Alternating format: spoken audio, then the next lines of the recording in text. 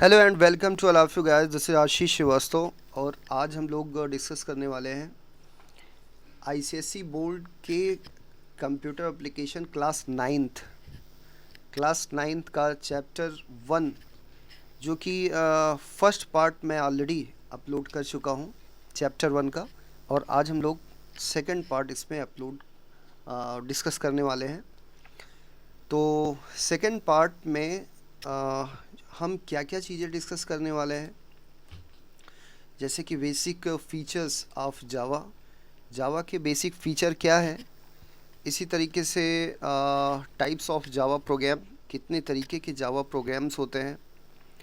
Similarly packages, जो built in packages जावा में है, तो कौन कौन से पैकेजेस हैं और उनका क्या काम होता है। डिफरेंसेस क्लास और ऑब्जेक्ट में क्या डिफरेंस होता है। एंड फाइनली एक प्रोग्राम हम यहाँ पर डिस्कस करने वाले हैं, राइट। तो डियर स्टूडेंट्स, चलिए शुरू करते हैं और सबसे पहले बात करते हैं कि जावा का जो बेसिक फीचर है वो बेसिकली क्या है।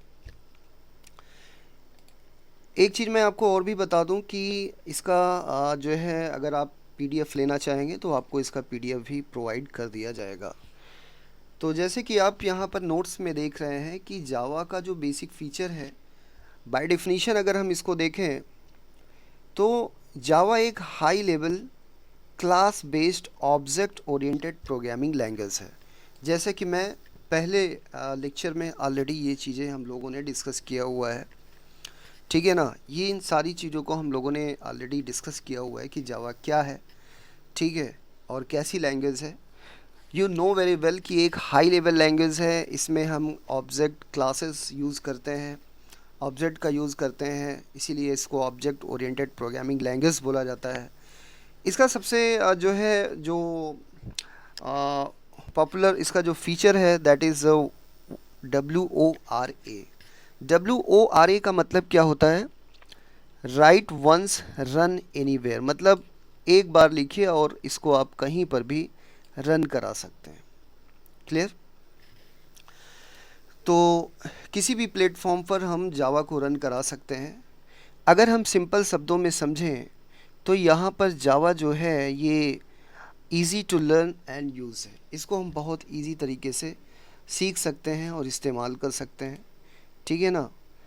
इसके जो सिंटैक्सेस हैं वो मोस्टली सिमिलर टू सी या C++ के जैसे ही हैं, ठीक है। और इसका जो मेन कॉन्सेप्ट है या जो मेन एम्फेसिस इसका जो है, जो जावा में दिया जाता है, वो किस पर है? वो रीडेबिलिटी या मेंटेबिलिटी पर है, ठीक है, जिस पे हम जावा में ज़्यादा फोकस करते हैं।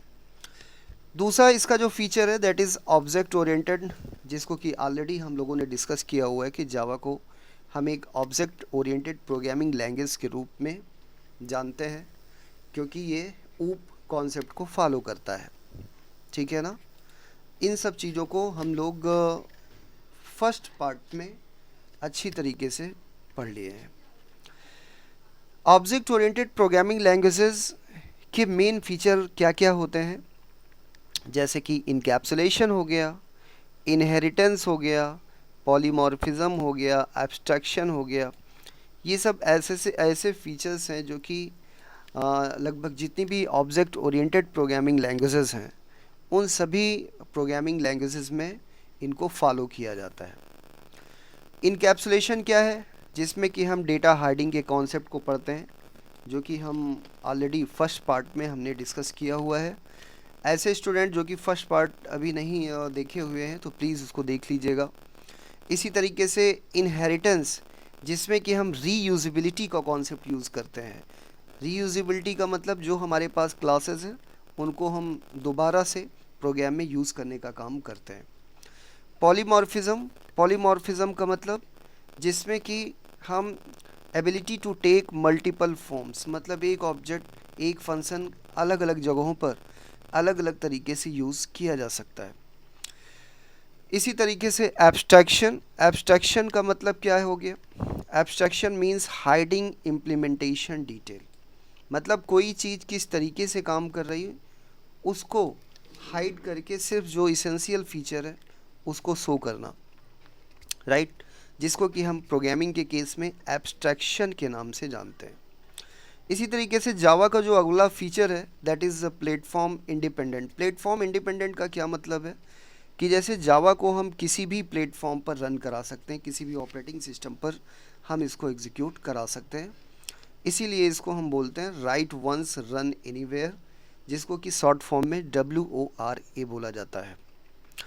Dear students, you know very well Java code is compiled into byte code by the Java compiler. Java compiler के जरिए जो जावा कोड आप लिखते हैं, प्रोग्राम लिखते हैं, उसको सबसे पहले किस में कन्वर्ट किया जाता है? बाइट कोड में कन्वर्ट किया जाता है, ठीक है ना। And byte code runs on JVM। और बाइट कोड कहाँ पर रन होता है? बाइट कोड कहाँ पर रन होता है? JVM। JVM का मतलब जावा वर्चुअल मशीन पर, right, making it independent of underlying hardware and operating system, जो कि उसको इस लायक बनाता है कि वो किसी भी ऑपरेटिंग सिस्टम या हार्डवेयर पर रन कर सके। इसीलिए जावा को क्या बोलते हैं? WORA, right. इसके आगे देखते हैं रोबस्ट। रोबस्ट का मतलब क्या होता है? रोबस्ट का मतलब होता है एक विश्वसनीय, राइट, विश्वसनीय। अब जावा के केस में जावा रोबस्ट कैसे है? क्योंकि जावा में एरर चेकिंग की एक स्ट्रॉन्ग कैपेबिलिटी है, राइट। जावा, इसका मतलब क्या हो गया कि जावा के केस में एरर या क्रैशेस होने के कॉन्सेप्ट बहुत कम होते हैं, ठीक है। अधिकतर जो प्रोग्राम होते हैं वो स्टेबल होते हैं। इसी तरीके से strong memory management and automatic garbage collection. Automatic garbage collection या स्ट्रॉन्ग मेमोरी मैनेजमेंट का मतलब क्या है कि जावा में ऑटोमेटिक गार्बेज कलेक्शन होता है, जिससे अनयूज जो मेमोरी होती है वो ऑटोमेटिक क्लियर हो जाती है, राइट। जो अनयूज मेमोरी डियर स्टूडेंट्स होती है, जिसको कोई यूज़ नहीं, जो यूज़ में नहीं होती है, वो ऑटोमेटिकली क्या हो जाती है? क्लियर हो जाती है। इसी को अनयूज जो मेमोरी होती है उसी को गार्बेज बोला जाता है, गार्बेज मेमोरी बोलते हैं। अगला जो इसका फीचर है दैट इज़, जो कि इसको और रिलायबल बनाता है, रोबस्ट बनाता है, that is exception handling. Exception handling mechanism किस चीज़ में काम करता है? ये एरर्स को हटाने के लिए, एरर्स को ऑटोमेटिकली करेक्ट करने के लिए एक्सेप्शन हैंडलिंग का कॉन्सेप्ट जावा में अप्लाई होता है, जो कि जावा को और भी ज़्यादा रोबस्ट बनाती है। इसी तरीके से सिक्योरिटी की बात करें, ठीक है, तो यहाँ पर Java provides a secure environment for developing application. Java में बहुत सारे ऐसे सिक्योरिटी फीचर हैं जो कि एप्लीकेशन को डेवलप करने के लिए ज़रूरी होते हैं, ठीक है ना। इसी तरीके से यहाँ पर no direct access to memory, ठीक है ना, byte code verification, security APIs। तो इस तरीके के सिक्योरिटी के बहुत सारे कॉन्सेप्ट्स हैं जो कि जावा में हम लोग यूज़ करते हैं, और आगे आने वाले चैप्टर्स में इसको हम लोग डिस्कस भी करेंगे, राइट। इसी तरीके से यहाँ पर मल्टी थ्रेडिंग है जावा में।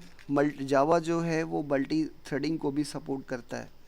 Multi threading which allows multiple task to run simultaneously, जिसके माध्यम से कई सारे टास्क एक साथ रन साइमल्टेनियसली, मतलब एक साथ रन किए जा सकते हैं, राइट। इसी तरीके से आर्किटेक्चर या neutral, Java byte code is independent of processor and platform. ये प्लेटफॉर्म से इंडिपेंड होता है, ठीक है, इंडिपेंडेंट होता है। No platform specific feature in the compiled code, right. इसी तरीके से इसका जो परफॉर्मेंस है वो हाई परफॉर्मेंस होने की वजह से यहाँ पर जावा का जो यूज़ है वो काफ़ी इंडस्ट्री लेवल पर काफ़ी पॉजिटिव है, ठीक है ना। तो ये सब कुछ जावा के इम्पॉर्टेंट फ़ीचर हैं, और भी फ़ीचर हैं जो कि हम लोग आगे आने वाली क्लासेस में इसको डिस्कस करते रहेंगे, ठीक है ना। अब हम थोड़ा सा आगे बढ़ते हैं और देखते हैं कि जावा एप्लीकेशंस एंड जावा एप्लेट क्या होते हैं।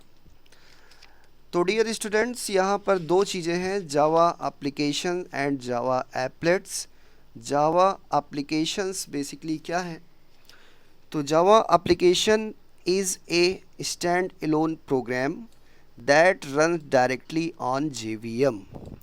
तो जावा जो एप्लीकेशन होता है ये एक सिंपल स्टैंड एलोन प्रोग्राम होता है जो कि डायरेक्टली कहाँ पर एग्जीक्यूट होता है, JVM पर। JVM का मतलब जावा वर्चुअल मशीन पर। और ये जो प्रोग्राम होता है इसको एग्जीक्यूट करने के लिए यहाँ पर किसी वेब ब्राउज़र की ज़रूरत नहीं होती है, ठीक है ना। जो एप्लीकेशन जावा एप्लीकेशन होता है या जावा का जो सिंपल स्टैंड एलोन प्रोग्राम होता है, तो उसको अगर हमें एग्जीक्यूट करना है तो हमें किसी भी वेब ब्राउज़र की ज़रूरत नहीं है। हमें सिंपली एक मेन फंक्शन के माध्यम से हम इसको शुरू कर सकते हैं, एग्जीक्यूट कर सकते हैं, ठीक है ना। तो ऐसे जो जावा के एप्लीकेशंस होते हैं वहाँ पर जो स्टैंड एलोन प्रोग्राम्स होता है वहाँ पर मेन की फीचर क्या होता है। एंट्री पॉइंट के लिए यहाँ पर एक पब्लिक स्टैटिक मेन फंक्शन होता है, आपको पता ही है, ठीक है। Execution runs on local machine using Java command. और ये ग्राफिकल यूज़र इंटरफेस सपोर्ट करता है। ग्राफिकल यूज़र इंटरफेस जिसमें हम देखते हैं कि बहुत सारी लाइब्रेरीज़ यूज़ करते हैं, जस्ट लाइक जावा FX और AWT, ठीक है ना। और इसके माध्यम से हम लोग यहाँ पर कैलकुलेटर का जो प्रोग्राम बनाते हैं या और भी जितने भी नॉर्मल प्रोग्राम बनाते हैं, बैंकिंग मैनेजमेंट सिस्टम हो गया, स्कूल मैनेजमेंट सिस्टम हो गया, तो ये सब किसके अंतर्गत आते हैं, स्टैंड एलोन प्रोग्राम के अंतर्गत आते हैं। अब हम लोग इसमें आगे बात करते हैं जावा एप्लेट क्या होता है। डियर स्टूडेंट, जावा एप्लेट क्या होता है, ये भी एक स्मॉल प्रोग्राम होता है, लेकिन इसमें थोड़ा सा डिफरेंस ये है कि it run inside a web browser और एप्लेट व्यूअर। ये जो प्रोग्राम्स होते हैं वो एग्जीक्यूट कहाँ पर होते हैं, वेब ब्राउज़र में या एप्लेट व्यूअर में एग्जीक्यूट होते हैं, ठीक है ना। And does not have main method, इनमें मेन मेथड नहीं होता है। Instead it uses pre defined method like init, start, paint, stop. इसमें कई सारे प्री डिफाइंड मेथड्स का यूज़ किया जाता है, जैसे कि इनिट फंक्शन है, स्टार्ट फंक्शन है, राइट, पेंट फंक्शन है, इसी तरीके से स्टॉप फंक्शन है। तो ऐसे जो प्रोग्राम्स होते हैं जो कि कहाँ पर एग्जीक्यूट हो रहे हैं, वेब ब्राउज़र में या एप्लेट व्यूअर में, उनको हम लोग क्या बोलते हैं, जावा एप्लेट बोलते हैं। इतनी बात समझ में आ गई होगी आपको, ठीक है। तो यहाँ पर की फीचर क्या हो जाएगा, यहाँ पर मेन मेथड हम लोग यूज़ नहीं करते हैं, इसके स्थान पर यहाँ पर इनिट फंक्शन हो गया, स्टार्ट फंक्शन हो गया, एंड सो मेनी फंक्शंस यहाँ पर हम लोग यूज़ करते हैं। अब हम लोग बात करते हैं आगे पैकेजेस इन जावा। तो डियर स्टूडेंट, पैकेज का मतलब क्या होता है, package in Java is a collection of related classes. जो रिलेटेड क्लासेस होती हैं उनका एक कलेक्शन होता है जिसको कि हम क्या बोलते हैं, पैकेज बोलते हैं, ठीक है ना। एंड इन क्लासेस को हम आपस में टुगेदर कंबाइन कर देते हैं और उनको एक कॉमन पैकेज के नाम से जानते हैं। अगर सिंपल शब्दों में कहें तो आप ऐसा समझ सकते हैं कि जैसे कि the package is just like a folder in a computer directory, right. तो यहाँ पर पैकेज एक तरीके से फोल्डर की तरह काम करता है और जिसके अंतर्गत कई सारे जो है सब फोल्डर या सब डायरेक्टरीज़, ठीक है, उसके अंतर्गत इम्प्लीमेंट होती हैं और उनको कॉमनली एक कॉमन फोल्डर के अंतर्गत उनको इम्प्लीमेंट किया जाता है। तो कहने का मतलब है जो सेम टाइप की क्लासेस होती है, रिलेटेड जो क्लासेस होती हैं, उनके लिए एक पैकेज, उनको ग्रुप करके एक नाम दे दिया जाता है जिसको कि पैकेज बोलते हैं। जैसे कि कुछ बिल्ट इन पैकेजेस जावा में, जैसे कि java.util पैकेज हो गया, इसी तरीके से java.io पैकेज हो गया जो कि इनपुट एंड आउटपुट ऑपरेशंस के लिए यहाँ पर, ठीक है, इनका जो काम होता है। इसी तरीके से और भी पैकेजेस हैं जो कि आगे आने वाले चैप्टर्स में हम लोग अकॉर्डिंग टू प्रोग्राम डिस्कस करने वाले हैं। अब हम लोग आगे बढ़ते हैं, difference between class and object. So dear students, class and object के बीच में जो डिफरेंस है वो ऑलरेडी हम लोग देख चुके हैं फर्स्ट जो है पार्ट में। फ़िलहाल इसको हम लोग यहाँ पर टेबुलर फॉर्म में एक बार रिवाइज कर लेते हैं कि क्लास क्या होता है, ऑब्जेक्ट क्या होता है।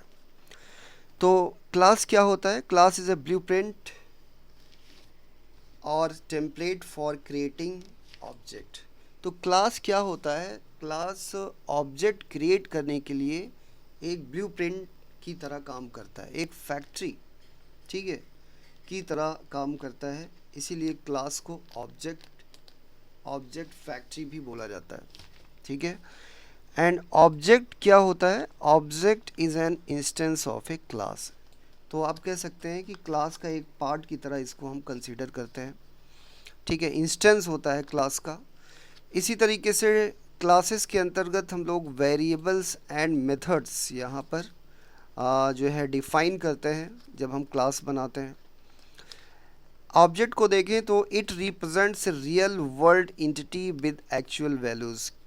ऑब्जेक्ट कोई ना कोई एक रियल वर्ल्ड एंटिटी होती है जिसके पास कुछ एक्चुअल प्रॉपर्टीज़ होती हैं एंड बिहेवियर्स होते हैं। क्लास को देखें तो यहाँ पर memory is not allocated when A class is created, ठीक है ना। तो क्लास मेमोरी एक्यूपाई नहीं करती, लेकिन ऑब्जेक्ट को देखें तो memory is allocated when an object is created. जब ऑब्जेक्ट बनता है तो मेमोरी एलोकेट कर दी जाती है। इसी तरीके से डिक्लेयर्ड यूजिंग क्लास कीवर्ड। जब भी हम क्लास बनाते हैं तो हम क्लास कीवर्ड का यूज़ करते हैं, ठीक है ना। जब हम ऑब्जेक्ट बनाते हैं तो हम न्यू कीवर्ड का यूज़ करते हैं, ठीक है। आगे बढ़ें तो यहाँ पर क्लास एक लॉजिकल एंटिटी है। इसी तरीके से ऑब्जेक्ट एक फिज़िकल एंटिटी है। अगर हम यहाँ पर कार को देखें तो कार यहाँ पर क्या है? एक क्लास का नाम है। और क्लास कार के अंतर्गत जो अलग अलग कारें हैं जैसे BMW, ऑडी, ठीक है, ये सब यहाँ पर ऑब्जेक्ट है, ठीक है ना। ये सब क्या है? ऑब्जेक्ट। सो डियर स्टूडेंट्स, यहाँ पर ये कुछ डिफरेंस था। अब हम लोग आगे बढ़ते हैं और एक सिंपल जावा प्रोग्राम को समझने की कोशिश करते हैं। तो यहाँ पर एक सिंपल जावा प्रोग्राम है जो कि एरिया ऑफ ट्रायंगल कैलकुलेट कर रहा है, जिसमें कि हम एक क्लास बनाए हुए हैं। क्लास हमने इसमें एक बनाया हुआ है और उस क्लास का नाम यहाँ पर क्या दिया हुआ है? ट्रायंगल। उसके बाद यहाँ पर एक ओपनिंग कर्ली ब्रैकेट है जो कि ये बता रहा है कि ये क्लास कहाँ से स्टार्ट हुई है। इस पॉइंट से स्टार्ट हुई है और इस पॉइंट पर ये क्लास क्लोज हुई है, ठीक है ना, दिस पॉइंट पर। एंड आफ्टर दैट फिर यहाँ पर देखिए एक मेन फंक्शन है पब्लिक स्टैटिक वाइड मेन के रूप में, जो कि यहाँ से स्टार्ट हो रहा है और यहाँ पर ये क्लोज हो रहा है। और मतलब रेंज मेन फंक्शन का जो रेंज है वो इस प्रोसेस से स्टार्ट हो रहा है और यहाँ पर क्लोज हो रहा है। इसके अंतर्गत हमने दो जो है डबल टाइप के जो वेरिएबल हैं जो कि वेस है और हाइट है, इसको हमने यहाँ पर डिक्लेयर किया हुआ है, जिसमें कि वैल्यू 10 एंड 5 है। और यहाँ पर हम लोग फार्मूला इम्प्लीमेंट कर रहे हैं 1/2 इंटू बेस इंटू हाइट, ठीक है, जो कि कैलकुलेट होकर ये वैल्यू कहाँ पर असाइन हो जाएगी? एरिया में, जो कि किस टाइप का है? डबल टाइप का है, ठीक है ना। इसका डेटा टाइप क्या है? डबल है, ठीक है। एंड फाइनली SOP के माध्यम से system.out.print के माध्यम से हम लोग यहाँ पर एरिया प्रिंट कर ले रहे हैं, जिसको कि हम कैसे लिखेंगे? डबल कोटेशन में एरिया ऑफ ट्रायंगल, ये स्ट्रिंग प्रिंट होगा। एंड उसके बाद फिर एरिया, ये सब वेरिएबल में जो वैल्यू होगी यहाँ से कैलकुलेट होने के बाद जो वैल्यू आएगी एरिया में, वो वैल्यू यहाँ पर प्रिंट हो जाएगी। सो आज के लिए इतना ही dear students. And I think chapter number 1 में काफ़ी चीज़ें 1 एंड 2 को मिलाकर काफ़ी चीज़ें हम लोगों ने डिस्कस कर लिया हुआ है पार्ट 2 के अंतर्गत। इसी तरीके से हम लोग आगे का जो कंटेंट है वो भी डिस्कस करते रहेंगे, राइट। तो आज के लिए इतना ही। Thank you.